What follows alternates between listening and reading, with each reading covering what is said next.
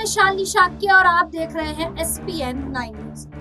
लोकसभा चुनाव खत्म हो चुके हैं। अब इसके बाद देखा गया कि उत्तर प्रदेश की सियासत में, उत्तर प्रदेश की राजनीति में बड़ी खलबली मची हुई है, क्योंकि उत्तर प्रदेश में जो किसी ने सोचा भी नहीं था वो हो गया। उत्तर प्रदेश में बीजेपी सरकार को एक बड़ी हार का सामना करना पड़ा। यहाँ समाजवादी पार्टी के मुखिया अखिलेश यादव ने योगी आदित्यनाथ को पछाड़ दिया। इसके बाद अब तमाम सवाल खड़े हो जा रहे हैं कि क्या सीएम योगी आदित्यनाथ अब अपने पद से, मुख्यमंत्री पद से इस्तीफा देंगे। लेकिन इसके बाद ये भी देखा जा रहा है कि सीएम योगी अब अपनी पार्टी को और ज्यादा मजबूत करने के लिए, उत्तर प्रदेश में बीजेपी को मजबूत करने के लिए बैठक करते दिखाई दिए। आज उनकी लखनऊ में मंत्रिमंडल की बैठक थी, जहां पर तमाम जो मंत्री थे वो वहां पर मौजूद हुए, नेता मौजूद हुए, जिसमें ओम प्रकाश राजभर भी मौजूद थे। जहां देखा गया कि एनडीए की बैठक में ओम प्रकाश राजभर को निमंत्रण तक नहीं दिया गया, उन्हें बुलाया भी नहीं गया। वहीं उत्तर प्रदेश में सीएम योगी आदित्यनाथ ने उन्हें बैठक में शामिल किया। लेकिन सबसे बड़ा सवाल जब खड़ा हो गया जब उत्तर प्रदेश के दोनों डिप्टी सीएम योगी आदित्यनाथ की बैठक में शामिल नहीं और केशव प्रसाद मौर्य बैठक में शामिल नहीं हुए, जिसके बाद अब तमाम सवाल ये खड़े हो जाते हैं कि आखिरकार उत्तर प्रदेश में योगी सरकार का क्या होगा। क्या अब ये जो योगी सरकार है, क्या ये टूटता दिखाई देगा? यहाँ ये जो मंडल है ये टूटता दिखाई देगा? क्या एक बार फिर से मंत्रिमंडल का विस्तार होता दिखाई देगा? क्या यहाँ पर सीएम योगी आदित्यनाथ मुख्यमंत्री पद से इस्तीफा देते दिखाई देंगे? इन तमाम सवालों पर आज चर्चा करेंगे। मेरे साथ मेरी सहयोगी नाजमीन मौजूद है। नाजमीन, आपका बहुत बहुत स्वागत है।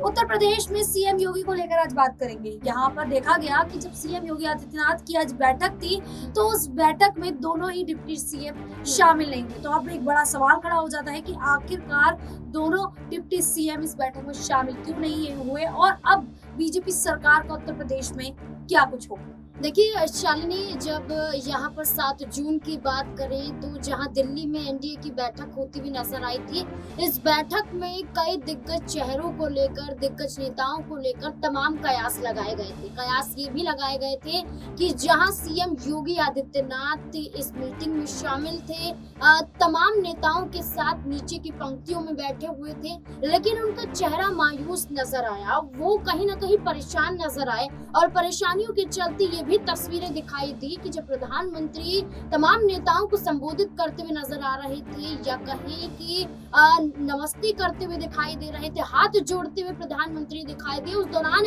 योगी आदित्यनाथ से मुंह फेरते हुए वो नजर आए। तो ऐसे में ये तमाम बातें यहाँ पर उठती हुई नजर आई कि क्या उत्तर प्रदेश में भारतीय जनता पार्टी का बेहतर प्रदर्शन ना होना, क्या इसकी सबसे बड़ी वजह यहाँ पर योगी आदित्यनाथ है? क्या योगी आदित्यनाथ के नेतृत्व की वजह से ही उत्तर प्रदेश में भारतीय जनता पार्टी कम सीटें लेती हुई नजर आई हैं? लेकिन देखा जाए तो उत्तर प्रदेश में जहां भारतीय जनता पार्टी की बात करें, 33 सीटें उनके खाते में आई थी। इसमें ये कहा गया था कि कई बड़े कारण थे, जैसे कि भारतीय जनता पार्टी का इस बार उन सांसदों का टिकट काटना जो कहीं ना कहीं विवादित बयानों के चलते सामने आए थे, भारतीय जनता पार्टी का फैसला लेना कि यहाँ पर बृजभूषण शरण सिंह जैसे सांसद का टिकट काटना जो कई चुनाव यहाँ पर जीते लेकिन यहाँ पर यौन मामले में लिप्त थे, तो भारतीय जनता पार्टी को उन्हें टिकट नहीं देना पड़ा। तो ये जो कमियां थी ये भारतीय जनता पार्टी के अंदर थी, ना कि सीएम योगी आदित्यनाथ के अंदर। लेकिन भारतीय जनता पार्टी का नेतृत्व उत्तर प्रदेश में वही कर रहे हैं, सूबे के मुख्यमंत्री हैं, और जब कम सीटें आएंगी तो वजह यहाँ पर उन्हें ही बनाई जाएगी। जैसे कि केसरगंज से जो सांसद रहे बृजभूषण शरण सिंह, वो ये कहते हुए नजर आए थे कि योगी आदित्यनाथ उनके नेता नहीं है। वो कहते हुए नजर आए थे कि वो नरेंद्र मोदी को अपने नेता मानते हैं, लेकिन योगी आदित्यनाथ सिर्फ उनके लिए एक सूबे के मुख्यमंत्री तक है। यानी कि नेताओं की नाराजगी यहाँ पर इस कदर है कि योगी आदित्यनाथ को वो बड़ा दर्जा देना ही नहीं चाहते हैं।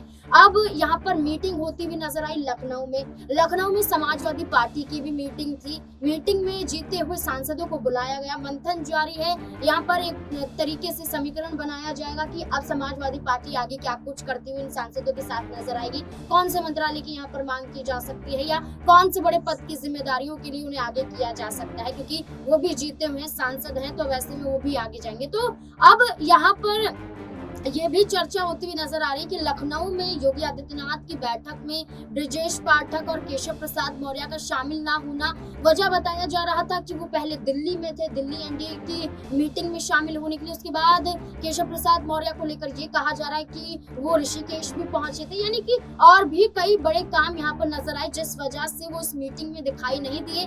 लेकिन अगर इसकी वजह जाने तो तमाम लोग इसकी वजह ये उठाते हुए नजर आ रहे हैं कि योगी आदित्यनाथ से नाराजगी हो सकती है। नाराजगी यहाँ पर देखी भी जा सकती है क्योंकि विधानसभा चुनाव नजदीक है और मुख्यमंत्री को लेकर कहीं ना कहीं कवायद तो और भी ज्यादा तेज होती हुई नजर आएगी। बिल्कुल नाज़मीन, जिस प्रकार से अब उत्तर प्रदेश में देखा जा रहा है कि सीएम योगी आदित्यनाथ अब थोड़े से अपनी जो राजनीति में यहाँ उन्हें हार का सामना करना पड़ा, लोकसभा चुनाव में उन्हें हार का सामना करना पड़ा, तो अब वो अपनी जो कह सकते हैं मीटिंगें बैठकें इसलिए बुला रहे हैं क्योंकि अब उन्हें बदलाव करना होगा, उन्हें रणनीति तैयार करनी होगी। क्योंकि ऐसा लगातार कहा जा रहा है, इसलिए कि कयास लगाया जा रहा है कि विधानसभा चुनाव में भी कहीं बीजेपी सरकार को हाथ ना धोना पड़ जाए और सीएम योगी आदित्यनाथ को अपना मुख्यमंत्री जो पद है वो ना छोड़ना पड़े। लेकिन यही एक बड़ा सवाल ये भी खड़ा हो जाता है कि जिस प्रकार से देवेंद्र फडणवीस ने इस्तीफे को लेकर मांग कर दी, उन्होंने ऐलान कर दिया कि वो इस्तीफा देंगे। अमित शाह ने हालांकि नामंजूर कर दिया इस्तीफे को। तो क्या ऐसे में सीएम योगी आदित्यनाथ भी अपने इस्तीफे देने का ऐलान कर सकते हैं?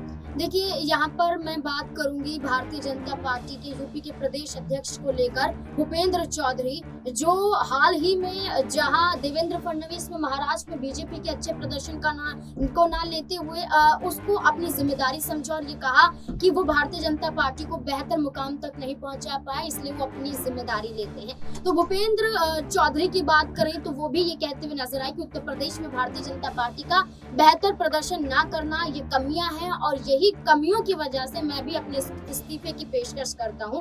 यानी कि इस्तीफे की बात की गई है। इस्तीफे की बात यहाँ पर योगी आदित्यनाथ भी करते हुए नजर आए तो यहाँ पर कोई दोहराए नहीं होगा। लेकिन आप ये देखिए कि सीएम योगी आदित्यनाथ इस कदम को नहीं उठा सकते क्योंकि एक बार मुख्यमंत्री की कुर्सी योगी आदित्यनाथ छोड़ते हुए नजर आए तो आप ये देखिए विधानसभा चुनाव से पहले सरकार बचाना उनके लिए काफी मुश्किल हो जाएगा। क्योंकि जैसे समाजवादी पार्टी ने यहाँ पर 37 सीटों को जीता है, वैसे ही विधानसभा चुनाव से पहले यहाँ पर ये चर्चाएं तेज हो गई हैं कि जो राज्यसभा चुनाव के दौरान समाजवादी पार्टी के खिलाफ उतर गए थे, भारतीय जनता पार्टी को समर्थन देते हुए नजर आए थे, जिसमें पूजा पाल का जिक्र कर ले, जिसमें मनोज पांडे का जिक्र कर ले, विजेंद्र का जिक्र कर ले, तो ये ऐसे चेहरे नजर आए थे जो बागी हो गए थे। लेकिन विधानसभा चुनाव से पहले वो उम्मीद लगाकर बैठे हैं। ऐसा खुद सपा प्रवक्ता का कहना है कि वो उम्मीद लगा रहे हैं कि वापसी सपा में उनकी हो जाए। तो जब वो वापसी करने के लिए तैयार है तो सपा के पास कई मौके हैं। ऐसे में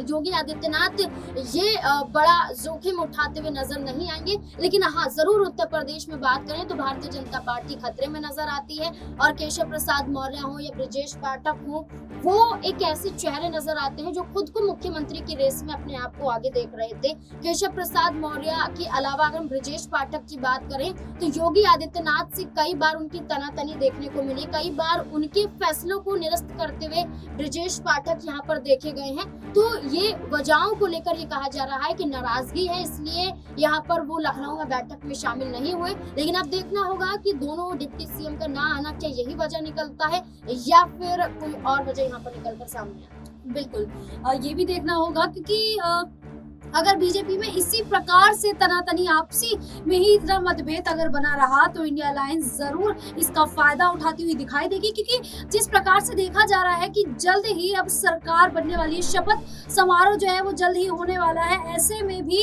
अगर ये तनातनी लगातार जारी रही तो इंडिया एनडीए गठबंधन को इसका नुकसान होगा और इंडिया गठबंधन इसका पूरा फायदा जरूर उठाएगा। क्योंकि वो अभी भी लगातार इस कोशिश में है कि एनडीए गठबंधन की जो सरकार है वो ना बने और इंडिया गठबंधन की सरकार सत्ता में आ जाए। तो लगातार यही देखा जा रहा है। बाकी एनडीए गठबंधन क्या कुछ कर सकता है अपनी सत्ता को मजबूत करने के लिए, ये भी देखना होगा। फिलहाल के लिए इतना ही। इसी प्रकार की देश दुनिया से जुड़ी खबरों के लिए देखते रहिए SPN9 न्यूज़।